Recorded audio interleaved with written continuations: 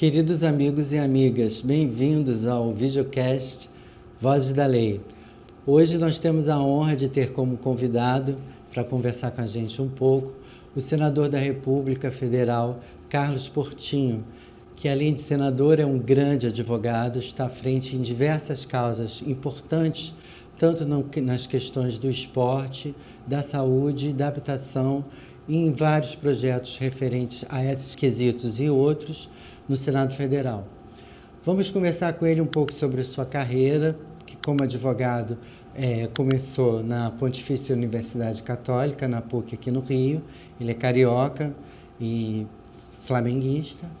Então devemos conversar com ele um pouco sobre todas essas questões. Bem-vindo, querido amigo Carlos Portinho, senador, como vai? Tudo bem? Muito obrigado a vocês e ao Vozes da Lei.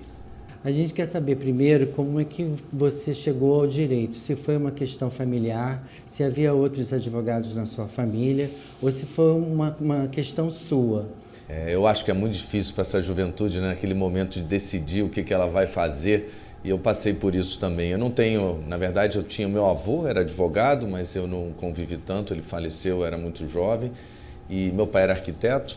Então, realmente foi uma escolha, tinha que escolher. Podia ir para economia, a matemática nunca foi meu forte, confesso, e dizem que como bom advogado, né, a matemática geralmente não é o forte. Aí eu acabei indo para o direito, sou filho da PUC, né, me formei pela PUC do Rio de Janeiro, comecei na Cândido Mendes aqui no centro, depois me transferi para a PUC e me formei lá.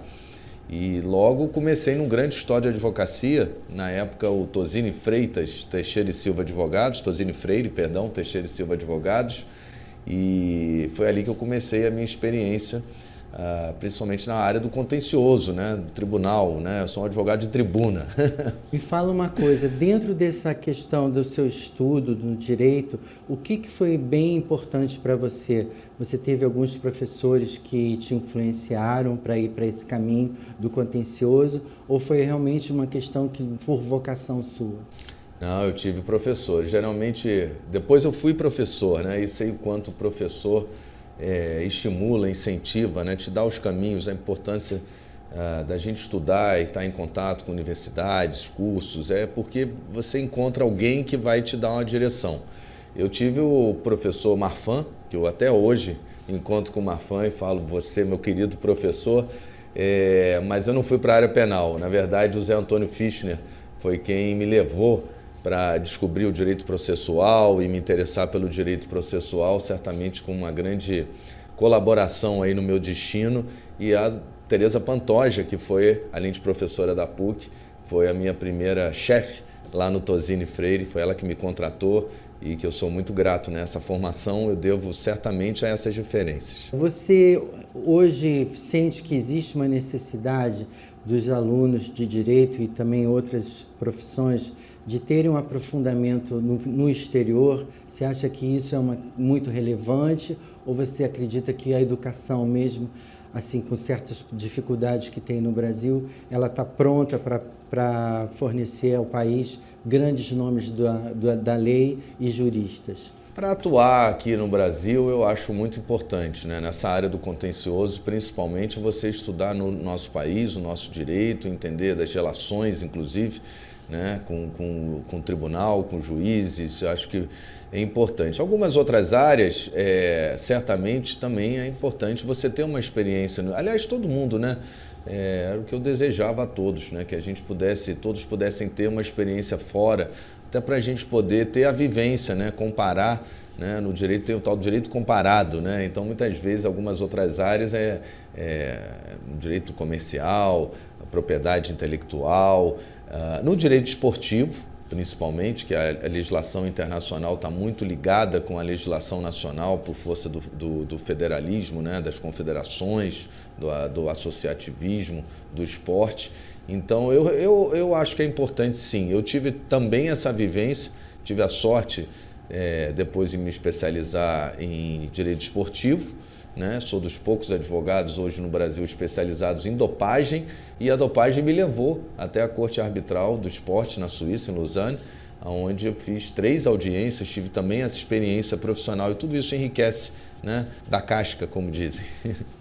Me fala uma coisa, você chegou a ser professor logo no começo da sua carreira como advogado? Foi uma questão que você queria fazer, passar um conhecimento e ver também como era a atitude dos alunos em classe em relação a ter um professor tão novo e já gabaritado, assim? Como é que foi isso?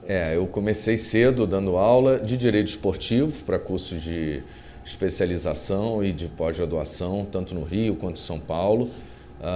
Isso me levou depois à Universidade Carioca, onde eu lecionei durante 3 anos, e aí matérias clássicas do direito. E essa troca, né, a troca do professor com o aluno, né, a gente acha que é só o professor que ensina, mas na verdade a gente aprende muito com o aluno também, né, com as perguntas. E eu acho que essa experiência, para mim, foi muito importante para a minha atuação hoje, né, porque dentro de uma sala de aula você é surpreendido, né, às vezes com uma pergunta, com uma colocação, e você tem que saber lidar com aquilo, né, com o improviso. Né? E eu sempre gostei muito de dar aula. Depois eu parei porque o ritmo de trabalho estava muito grande no meu escritório e não pude mais seguir. Continuei dando aula de direito esportivo, mas as outras matérias do direito, introdução que eu dava, ética, que eu dei aula de ética no direito, ética na comunicação, ética em diversas profissões, acabei como advogado na Unicarioca dando aula e foi uma experiência muito boa. Mas depois eu fiquei só com a parte do direito esportivo. O que levou você a seguir um caminho mais político, né? Porque você não chegou senador de uma hora para outra, você traçou um caminho desde o seu começo e que te aproximou à política. Como é que foi esse momento para você? O direito. Porque além da minha especialização em direito esportivo, eu busquei me especializar em direito eleitoral.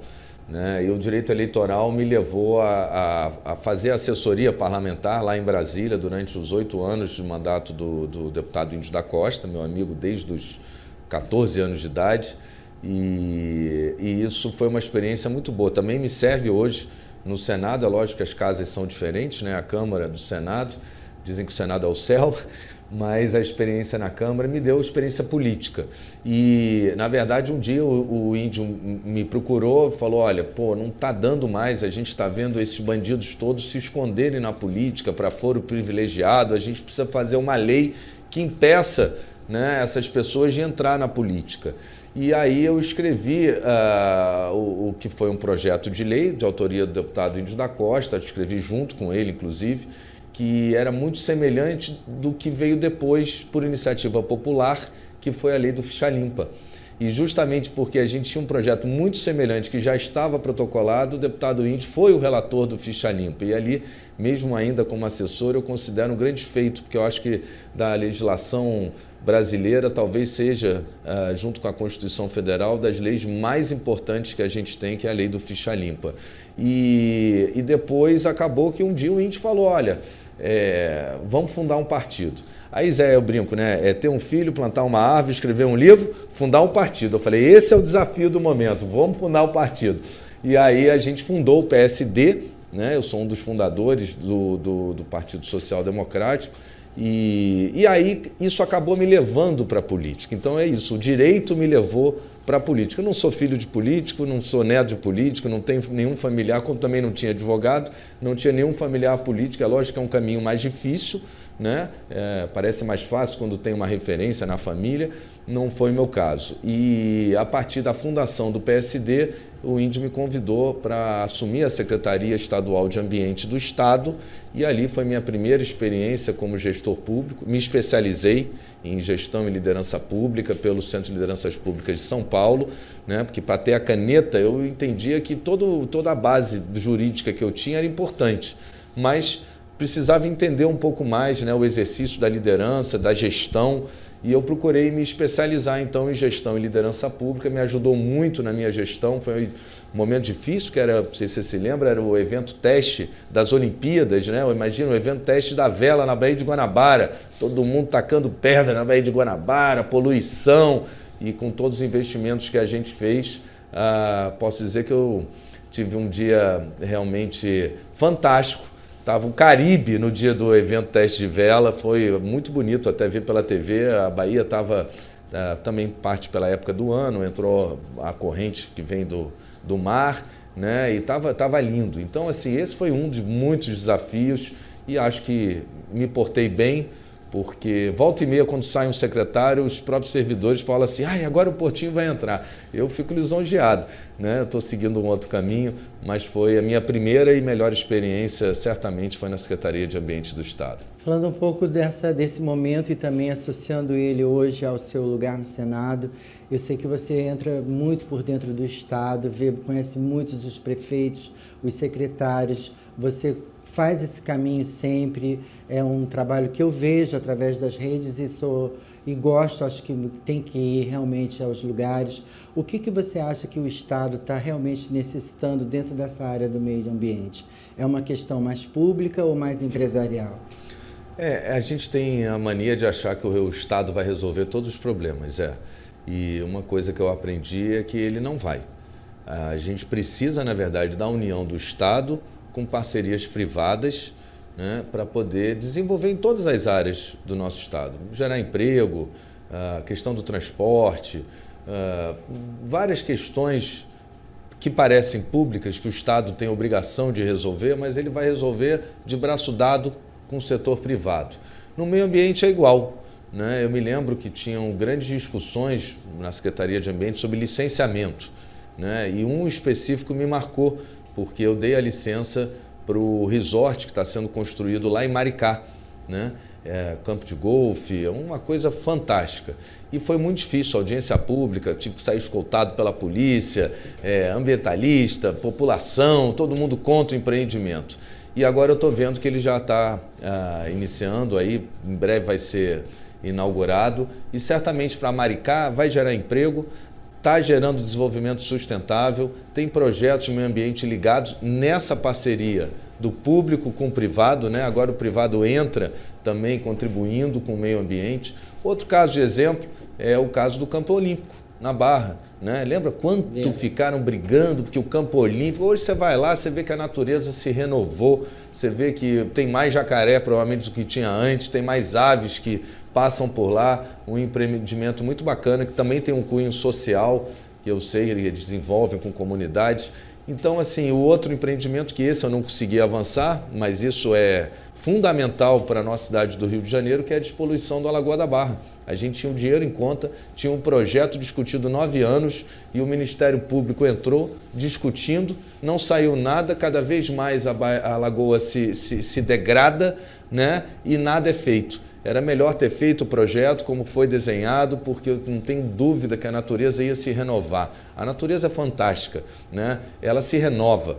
Depois que a intervenção acaba, se você dá meios, condições, a fauna volta, a flora se restabelece. A natureza é fantástica. Você chegou ao Senado logo no começo da Covid, né?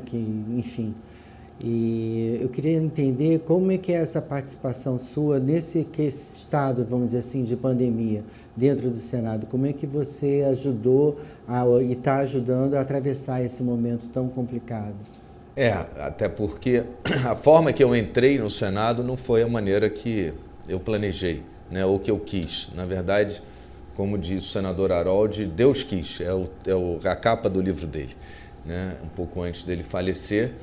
Vítima da Covid, uma forma muito triste. Harold era um parlamentar, um homem público fantástico, 30 anos de parlamento, uma pessoa com uma experiência, o Harold Oliveira, uma experiência incrível, cheio de vida e como muitos, né, que nós perdemos por conta dessa pandemia. E eu assumo exatamente nesse momento, logo no início do mandato da nossa chapa, né, porque a eleição para o Senado é uma chapa. Eu era o primeiro suplente dele, a Renata Guerra, minha segunda suplente do senador Harold, e foi uma eleição que a gente ganhou por 54 mil votos, uma diferença muito pequena do César Maia, né, também uma grande figura política do nosso estado, do nosso país, e ganhamos uma diferença pequena e eu acredito isso exatamente porque, ao contrário, é muito comum o suplente não participar do momento eleitoral, mas eu fui para a rua, né, eu tinha minhas bases, eu me mobilizei, a Renata Guerra também, e eu tenho certeza que tanto eu quanto a Renata somamos essa diferença de 54 mil votos que foram determinantes. E assumindo no meio de uma pandemia no Senado Federal, Sem dúvida, a maior preocupação é a saúde, né, Zé? Eu fui autor da lei, foi meu primeiro projeto de lei, foi aprovado no Senado, parou na Câmara, que era o certificado, né, de vacinação e testagem, o certificado sanitário.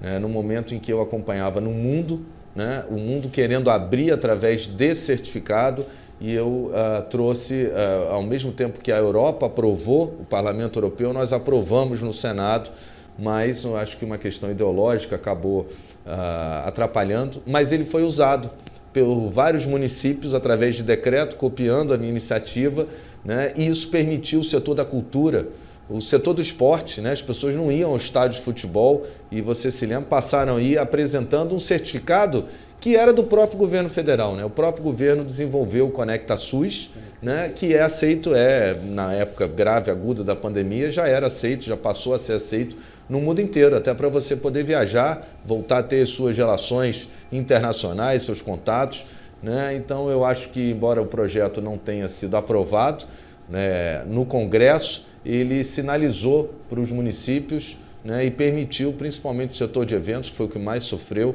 poder reabrir de forma responsável.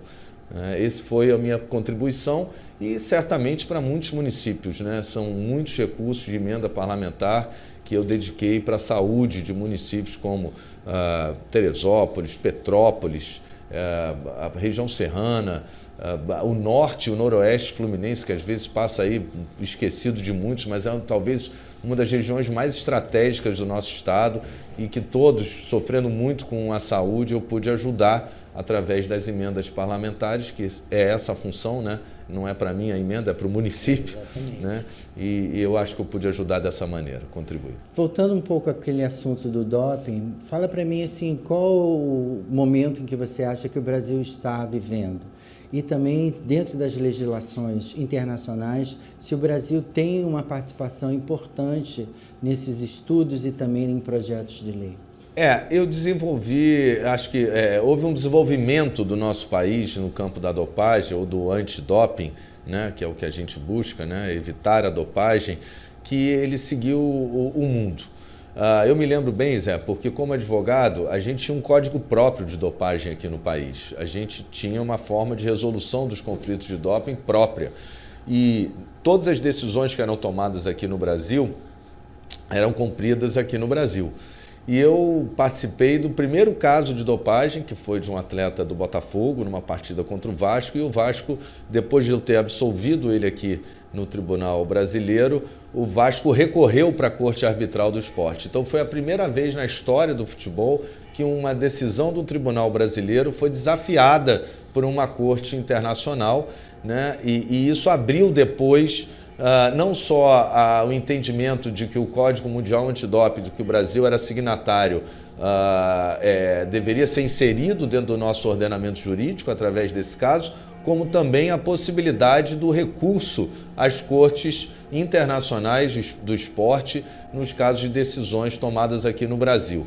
E depois a gente sediou uma Olimpíada, né? A Olimpíada também trouxe muita evolução nessa área, muitos profissionais foram formados também dentro da área de dopagem. Tivemos uma perda muito grande, que poucos perceberam, mas a gente tinha o LADETEC da UFRJ, que era um laboratório credenciado pela Agência Mundial de Dopagem. Logo antes da Olimpíada, descredenciaram o LADETEC e hoje é uma carência muito grande que a gente tem no país. A gente não tem um laboratório que seja credenciado pela Agência Mundial de Dopagem. Os exames de dopagem dos atletas têm que ir para a Colômbia, têm que ir para os Estados Unidos. E a gente tem aqui, principalmente na UFRJ, um ativo incrível, profissionais incríveis, e isso era uma coisa que o esporte deveria retomar. E assim, a contraprova que é tão falada, ela não pode ser feita no Brasil, é isso mesmo? Não, na verdade... Nenhum esporte? Não.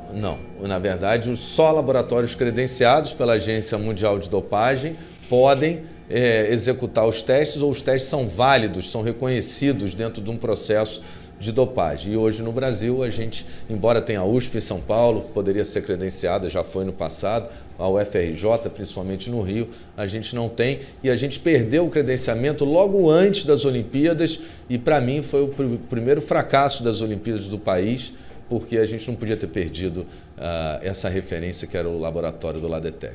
Qual um projeto que você esteja assim, envolvido muito no Senado, que você tem, enfim, vontade de conversar e apresentar cada vez mais para os... Eu tenho, Zé, eu levei comigo como relator uma metodologia que eu gosto de incentivar. Aliás, foi um tema da minha tese, quando eu me especializei em direito tributário e administrativo, né? Democracia participativa. Todo projeto que eu sou o relator, eu procuro ouvir o setor, eu procuro fazer reuniões por segmentos, né, segmentadas daquele setor, e depois audiências públicas. Isso, por exemplo, na Lei das Sociedades Anônimas do Futebol, houve todo o envolvimento dos atores, né, do esporte, né? Foram ouvidos credores de clubes, advogados de credor de clube, advogados de recuperação judicial, clubes, presidentes, advogados de clubes, advogados especializados em direito esportivo, a OAB. Nosso Luciano Bandeira sediou uma grande audiência pública aqui no Rio. Fui a Santa Catarina, fui ao Ceará escutar, né, porque a gente tem vários Brasis dentro do nosso Brasil. E assim, eu acho que a Sociedade Anônima do Futebol é a lei mais próxima do desejo desses atores. Igual forma, eu estou levando agora um projeto que, para mim, ele é o futuro do nosso país, é um novo pré-sal, que é a geração de energia offshore, né? A energia eólica, ou a energia solar, ou das marés, ou das correntes marítimas, mas em águas territoriais brasileiras, e o projeto regula, é um marco legal aqui no país, de algo que está acontecendo no mundo. E você vai no Mar do Norte, os investimentos são muito mais caros para quem vai explorar do que aqui, porque as nossas águas são mais rasas e os nossos ventos são abundantes na nossa costa, do Rio Grande do Norte ao Rio Grande do Sul. Então é um projeto que hoje, inclusive, foi relatado essa semana, e ela deve ser aprovado no Senado, espero, e em seguida vai para a Câmara, mas tem uma expectativa do setor que foi ouvido muito grande e uma expectativa muito grande de investimentos no nosso país. Além do mais, a energia renovável, né? A gente está aí incentivando o mix energético. Eu não gosto muito do termo transição, porque eu acredito pouco que a gente vá deixar de usar alguma fonte. Eu acho que todas as fontes são importantes, e as fontes limpas mais ainda, como é o caso da energia eólica. Parabéns, que bacana isso, né?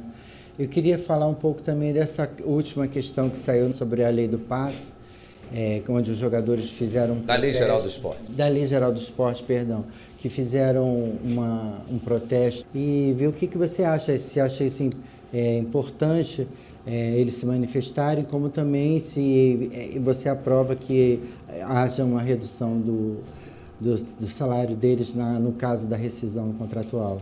Eu acho que há uma certa incompreensão com relação aos benefícios que a lei traz aos atletas, e parte disso eu não fui o relator, né? Na verdade, essa era uma lei que estava há 7 anos tramitando, foram 7 anos de tramitação no Senado, né? Veio de uma comissão de juristas, e eu, quando assumi meu mandato, tive a oportunidade, antes da aprovação, de emplacar 59 emendas justamente para tentar atualizar a lei, as relações atuais, né? Atualizá-las, e permitir que a gente revisse a Lei Pelé, porque é uma lei de 98, né? Uma lei que já tem algumas décadas e precisava ser revista. Eu acho que há uma certa incompreensão, porque há benefícios ali para os atletas. Por exemplo, hoje um atleta ele só pode rescindir o seu contrato por falta de pagamento de salário depois de 3 meses. Então você imagina, porque nem todos os atletas são Neymar, né? Isso é a exceção. Imagina um atleta que dá duro ali para levar o seu salário para casa e o clube tem a autorização de não pagá-lo por 3 meses, e só aí que ele vai poder rescindir.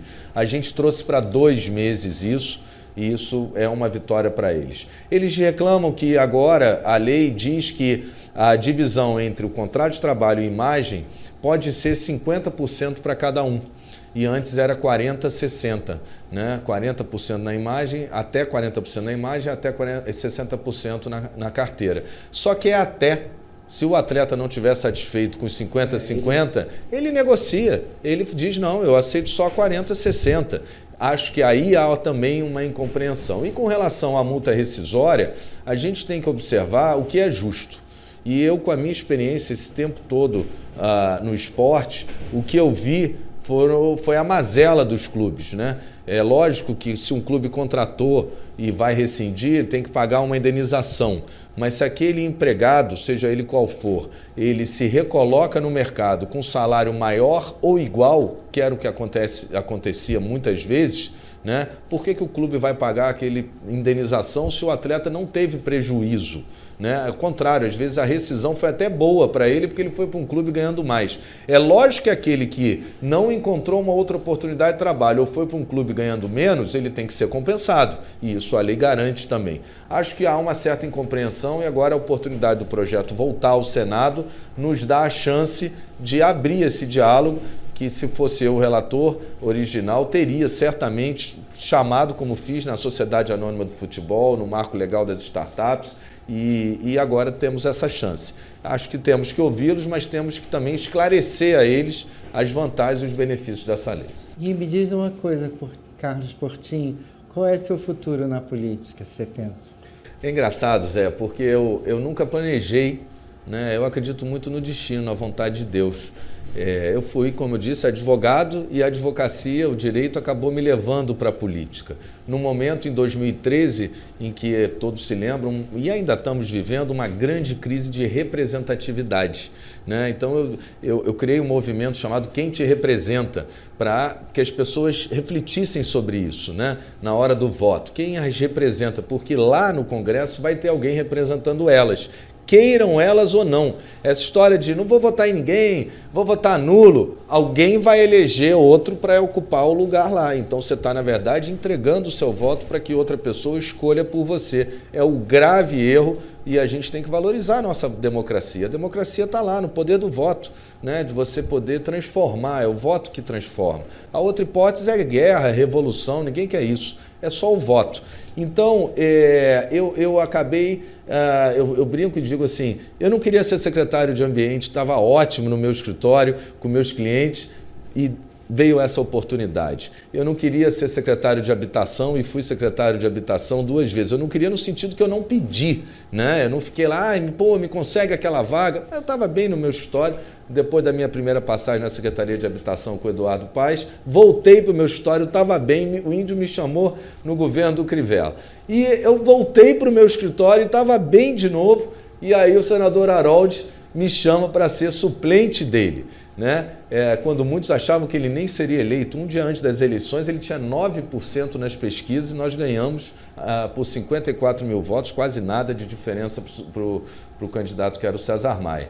E depois, quando eu fui suplente, eu voltei para o meu escritório para advogar de novo, que é o que eu sei fazer, é o meu ofício, e aí o destino, né, Deus, Harold faleceu e eu assumi também dessa forma o meu mandato. Eu acredito, Zé, na vida, a gente tem que ter formação, posicionamento e oportunidade, né? Porque oportunidade sem formação, sem base e sem posicionamento é sorte. Sorte é bom para ganhar na loteria, mas não é sustentável, né, na vida, né? Quando a oportunidade vem, você tem que estar preparado, tem que ter estudado e tem que ter se posicionado. Eu acho que eu fiz isso muito bem. Me preparei, né? Inclusive, mesmo exercendo o cargo de secretário, continuei estudando, me especializando para aquela missão, né? E me posicionei certo todas as vezes, né? Eu não pedi para ser, mas eu estava ali posicionado, né, como um bom quadro e acabei tendo a oportunidade por isso.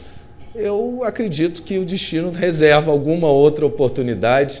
Eu não tenho apego ao cargo, como disse, posso voltar para o meu escritório depois, desde que a minha missão tenha sido bem cumprida. É isso que eu me esmero todo dia. Maravilha. Eu quero agradecer a você, a sua participação aqui no Vozes da Lei, no nosso videocast. Foi uma honra para a gente conversar com você. Você é um exemplo assim, de um cara jovem, com muita determinação, com muito estudo e competência para ocupar o lugar que você ocupa. Além de ter essa oportunidade, eu acho que só surge realmente para quem merece, para quem procura. Muito obrigado, Zé. Valeu mesmo, gostei muito de estar com você aqui. Muito obrigado, Zé. E entrem lá, Vozes da Lei, assistam, curtam e sigam, não é isso? Sigam o nosso canal e se inscrevam, deem like, bate o sininho, façam tudo que tem que fazer para a gente continuar aqui entrevistando cada vez mais, conversando com pessoas incríveis como hoje o nosso senador Carlos Portinho.